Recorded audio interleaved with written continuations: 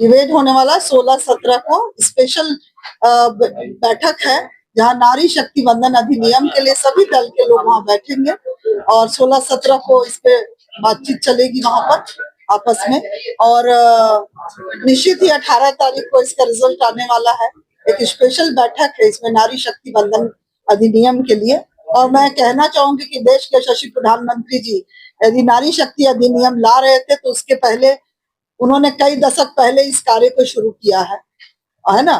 तभी आज ये वंदन अधिनियम ला रहे। यदि नारी सशक्तिकरण, आप देख सकते हैं कि पहले देश में हमारी महिलाओं की स्थिति, बेटियों की स्थिति क्या थी। बेटियों को भ्रूण में ही हत्या कर दी जा रही है ना। बेटियों को पैदा होने का भी अधिकार नहीं था। जैसे वो प्रधानमंत्री बने उन्होंने बेटी बचाओ बेटी पढ़ाओ जैसी योजनाओं को लाया, कन्या समृद्धि योजनाएं लाई, इस तरह से कि बेटियों को पढ़ना भी है आर्थिक रूप से, क्योंकि जब तक वो पढ़ेंगे नहीं, बेटी बचाओ बेटी पढ़ाओ। और कन्या समृद्धि योजना के तरह उनको पढ़ाई का पूरा पैसा वगैरह जो मिलता। पहले था कि बेटियों को पढ़ने की भी घर में दिक्कत होती थी, सोचते थे कि यदि घर में बेटा और बेटी है तो बेटे को पढ़ाइए। सच्चाई है, हकीकत है ना, आप सब भी जान रहे हैं। तो एक तरह से कन्या समृद्धि योजना जो लाया गया, सुकन्या समृद्धि योजना, उसके तहत बेटियों को बढ़ाया गया। और मातृत्व योजना के तहत महिलाओं को, जो गर्भवती महिलाएं हैं, वहीं से उनका देखरेख पोषण वगैरह शुरू कर। आप पहले का दर देखिएगा, मेरे पास आंकड़ा है कि किस तरह बेटियां कितनी कम साक्षर थी। आज बेटियां 80% ऊपर साक्षर हो रही है, पढ़ रही हैं, क्योंकि उनको सुविधाएं केंद्र से, सरकार से मिल रही है। और आज बच्चे की भी जो जननी है वहीं से उनकी शुरुआत हो रही है, तो आज उनकी भी सुरक्षा बढ़ रही है। घर भी देखिए प्रधानमंत्री योजनाएं चली, जहां महिलाओं को सचमुच की गृह स्वामिनी बन रही हैं। एक होता है ना कि मानसिक रूप से भी आपको सशक्त बनाना पड़ेगा महिला को, तो ये सब काम उन्होंने कई दशक पर पहले ही शुरू किया। आज का ये नहीं है। क्या यह लागू होता है तो कितना फायदा होगा, खासकर महिलाओं को? बिल्कुल फायदा होगा, आपको भी होगा। शहर में आप भी, हम भाई बहन, महिला पुरुष कहीं अलग नहीं है। यदि आपके घर की माँ बेटी बहन यदि सबल होती है तो एक परिवार सबल होगा, एक समाज सबल होगा और एक राष्ट्र सबल होगा। बिल पास होने के बाद क्या महिला मजबूतीकरण में कुछ इजाफा होगा कि वैसे ही चलेगा? बिल्कुल होगा। ये सोच तो बिल्कुल रखना ही नहीं चाहिए आपको, क्योंकि महिला कभी कमजोर नहीं थी। आज ठीक है बिल पास हो रहा है, पर मैं ये जरूर कहना चाहूंगी कि यदि एक घर का छोटा डिसीजन भी होता है, घर में आप एक छोटा डिसीजन लेते हैं, कोई व्यापार करते हैं, एक बेटी का शादी के लिए जाते हैं या बेटे के लिए बहू लाते हैं, तो आप सबसे पहले अपनी माँ से पूछते हैं, अपनी पत्नी से पूछते हैं, यहाँ तक कि यदि आपकी बेटी है तो उसकी भी राय लेते हैं। तो महिला तो कहीं ये नहीं थी, आप इस चीज को मानते हैं। और आज ये आप देखिए ग्रामीण परिवेश से आज बहुत काफी समय मैं कह सकती हूँ ये देखिए योजनाएं मिलने से। पहले क्या था, बच्चे को मान लीजिए पढ़ाना है, आपके घर में बेटा भी है बेटी भी है, आप पहले प्राथमिकता बेटे को देते थे, ये सच्चाई है। आप ये मानते हैं कि पहले कमजोर थी अब मजबूत हुई है? बिल्कुल हुई है। आज ग्रामीण क्षेत्र में जाइए, एक एक मुखिया, एक एक महिला, यदि आरक्षित सीट है, चाहे ग्रामीण क्षेत्र हो चाहे शहरी क्षेत्र हो, जहां भी आरक्षण हुआ है, महिलाएं अपना काम बखूबी निभा रही है। तो कहीं ना कहीं ये आरक्षित सीट जो मिला महिलाओं को, तो वो उनको मजबूत बनाने के लिए मिला है और प्रूफ करने के लिए मिला है कि हाँ महिलाएं भी काम, यदि उनको अवसर मिलता है तो वो कर सकती है। और उसके पहले उन्होंने पढ़ाना शुरू किया, बच्चियों को पढ़ाना लिखाना, बहुत सारी चीजें थी। कुरीतियां तो थी, हमारे सबसे बड़ा था जो इतना बड़ा लिंग भेद था हमारे देश में, जहाँ लड़कों की संख्या ज्यादा थी। हरियाणा जैसे देश में आप देख सकते हैं साक्षरता नहीं थी, पढ़ाई में लड़कियां कमजोर थी। आज देखिए हर मध्यम में पढ़ाई की संख्या, इसको आप ले लीजिएगा मेरे पास, इसमें आंकड़े हैं मेरे पास कि पहले के दर से अरब के दर में शैक्षणिक बेटियां माध्यमिक शिक्षा में कितना पढ़ रही है, क्योंकि उनको कन्या जो सुकन्या समृद्धि योजना का तो उनको पढ़ाया जा रहा है। मातृत्व योजना के साथ एक महिला को भ्रूण से ही उसकी तैयारी हो रही है, उसको सुविधाएं मिल रही है, तो बेटियां पढ़ रही हैं, आगे बढ़ रही हैं। और जहां भी उनको वहां मिल रहा है काम करना, चाहे ग्रामीण परिवेश चले जाइए, ग्रामीण मुखिया महिला सब अपना काम बखूबी कर रही है, पंचायत से लेकर नगर शिखर। आप देखिए अभी शहरी निकाय योजना भी जो हुई, निकाय का जो ये हुआ, उसमें भी महिलाओं का आरक्षित सीट था और आज वो आ रही हैं, अच्छे से काम करके निभा रही हैं अपना। तो आने वाले समय में इसकी तैयारी यशस्वी प्रधानमंत्री जी ने बहुत पहले कर दिया। आपने तो बोला सर्वदलीय ये हो रहा है, लेकिन देश का विपक्षी पार्टी जो है इस चुनावी दल बता रहे हैं, क्या कौन दल नहीं चाहेगा कि नारी सशक्त हो? ऐसा नहीं। विपक्षी तो दूसरे चुनावी में सवाल मान रहे हैं। ये देखिए सब नहीं, ये किया एक चुनावी मुद्दा बनकर रह जाएगा।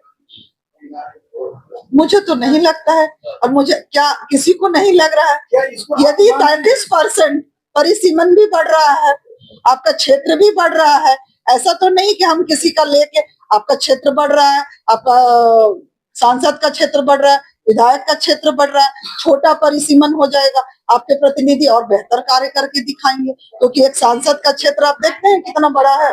अब उसकी भी, वो भी एक मनुष्य है ना, आदमी है, उसकी भी कार्य क्षमता है, लेकिन वो करते थे। लेकिन आज जब परिसीमन के बाद यदि क्षेत्र बढ़ता है तो अच्छी बात है, ज्यादा लोगों को भागीदारी मिलेगा अपने क्षेत्र को देखने का, प्रतिनिधि करने का, और बेहतर प्रतिनिधि करेंगे सब, तो ये तो अच्छी बात है। और 33% 1/3 भाग ही मिल रहा है, क्या आपको हाफ भी नहीं मिल रहा, आधा, जबकि हम आधे के कहते हैं आधी आबादी है। क्या अपील रहेगी आपकी? हाँ, अपील क्या रहेगी? बिल्कुल अपील रहेगी कि ये नारी शक्ति बंधन अधिनियम आए और सर्वदल सहमति से आए, और सारे लोगों का इसमें विकास होगा, महिलाएं आगे बढ़ेंगी, बढ़ चढ़कर हम अपना कार्य को अच्छे से करेंगे, इससे बेहतर और क्या हो सकता है। 106 अमेंडमेंट बिल जो कि पार्लियामेंट के द्वारा पास किए जाने के ऊपर चर्चा की जा रही है, जो कि वुमेन रिजर्वेशंस के बारे में बात करती है। गढ़वा एक बहुत छोटा जगह है जो कि झारखंड के एक थोड़े पिछड़े हिस्से में आता है। यहाँ से निकलकर अगर मेरे माता पिता ये सोच सकते हैं कि मुझे अपनी बेटी को आगे बढ़ाना है, उसे आगे भेज करके पढ़ाना है, उन्होंने ये चाहा, तो आज मैं पढ़ लिख करके और वापस अपने घर आई हूँ, तो जो प्राउड मुझे फील होता है। मैं चाहती हूँ कि हर एक महिला जो भी अपने जिस भी क्षेत्र में मेहनत कर रही है, किसी भी लाइन में आगे बढ़ना चाहती है, वो बढ़ते रहे। सबसे पहली बात है, हम रिजर्वेशन की बात ही क्यों कर रहे हैं? आखिर हमें रिजर्वेशन लाना ही क्यों पड़ रहा है? इस बात पे सोचने की विषय हमारी बहुत ज्यादा गहरी होनी चाहिए, क्योंकि रिजर्वेशन किसी भी चीज को तभी लाया जाता है जब उस क्लास के ग्रुप, उस ग्रुप के पीपल को या उस क्लास को बहुत ज्यादा दबाने की कोशिश की जा रही हो। हालांकि दोनों बराबर होना चाहिए, जो कि हमारे जैसे कि अरुणा मैम ने बताया कि पहले से चला आ रहा है। हॉटस्टार पे एक नया वेब सीरीज आया है चिरैया करके, अगर आप सबको मौका मिलेगा तो देखिएगा।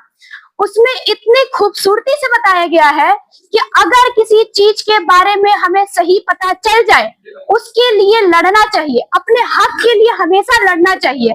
आसान जीवन में कुछ नहीं है, जीवन ही एक आसान घट चीज नहीं है। अगर जीवन हमें मिला है वो संघर्ष के लिए मिला है, चाहे आप पुरुष हो चाहे महिला हो। तो रिजर्वेशन का जरूरत ही इसलिए पड़ रहा है कि हमारे पास पोटेंशियल होते हुए भी हमें आवाज नहीं दी जा रही है। आज कितने सारे सेक्टर्स हैं, जैसे कि इंजीनियरिंग है, मैं खुद एक लॉ की स्टूडेंट हूँ, लॉयर है, या फिर कितने सारे सेक्टर्स हैं जहां पे मौका दिया गया या माँ बाप ने दिया या सरकार के द्वारा स्कीम दी गई, तो आज कितनी सारी महिला उस चीज में आगे बढ़कर और अपने आप को इंडिपेंडेंट महसूस कर रही हैं, फ्रीडम अपना महसूस कर पाती है और अपनी इच्छा से जीने की शक्ति रखती है। ना उनको कोई दबाता है और ना उनके ऊपर किसी तरह की अत्याचार हो सकती है। इसलिए हमें गवर्नमेंट के द्वारा जो स्कीम्स आते हैं उसके ऊपर फोकस करना चाहिए, और हर दिन चाहे सेंट्रल गवर्नमेंट हो स्टेट गवर्नमेंट हो, हर गवर्नमेंट को आगे बढ़ने के बारे में सोचना चाहिए, हमेशा सपोर्ट करना चाहिए, ना कि किसी को सरपास करना चाहिए। सपोर्ट करने की बात कर रहे हैं तो उसी चिरैया वेब सीरीज में एक लाइन बोली गई है कि महिला की जो इज्जत है वो हमारे पूर्व जन्म बहुत साल पुराने, जब हम लोग कहते हैं ना कि वो राम जी का वास था, वो था, उस समय बहुत होता था, बीच में वो कहाँ खो गया वो किसी को समझ ही नहीं आया। ठीक है, ये बहुत गहरी बात है कि हमें उस इज्जत को वापस पाने के लिए आज ये 33% रिजर्वेशन जो है वो किस चीज के बारे में बात कर रहा है? हमारे उन आवाजों की बात कर रहा है जो कि पार्लियामेंट तक नहीं पहुंच पाती है, जो कि बहुत इंपॉर्टेंट है। जो सेक्टर जो चीज महसूस करता है उसी सेक्टर के लोग उस चीज के बारे में अच्छे से बता सकते हैं। वो कहते हैं ना, आप बीती इंसान को ज्यादा अच्छे से समझ आता है। तो अगर वुमेन रिजर्वेशन की बात की जा रही है, वो किसी का हक नहीं छीना जा रहा है, वो किसी को नीचा नहीं दिखाया जा रहा है, वो ये बात किया जा रहा है कि जिस सेक्टर के ऊपर अभी कुछ भी उनका से नहीं है पार्लियामेंट में या फिर गवर्नमेंट में, उनका भी से होना चाहिए, और उनका से होना भी बहुत जरूरी है, क्योंकि उनकी तरक्की उनसे बेहतर कोई नहीं समझ सकता है। 33% रिजर्वेशन हो, चाहे बहुत सी औरतें हैं जैसे निर्मला सीतारमण, कितनी बड़ी हमारे फाइनेंस मिनिस्टर है, जो कि हर साल इतना अच्छा बजट प्रेजेंट करती हैं और उस चीज को इम्प्लीमेंट करती हैं। तो वही बात है कि अपने रोल मॉडल को अगर एक महिला को समझती है, उसके बाद अगर आगे बढ़ना चाहती है, तो उससे बड़ा चीज कोई नहीं हो सकता है। और मुझे लगता है कि अगर ये 33% रिजर्वेशन, जो कि हमारा 106th कॉन्स्टिट्यूशन अमेंडमेंट एक्ट है, वो पास हो जाएगा, तो फिर वो हम सब के लिए जीवन थोड़ा आसान करेगा, और जिन तक बहुत सारी सुविधाएं नहीं पहुंच पा रही है, उन तक भी ये सुविधा पहुंच पाएगी।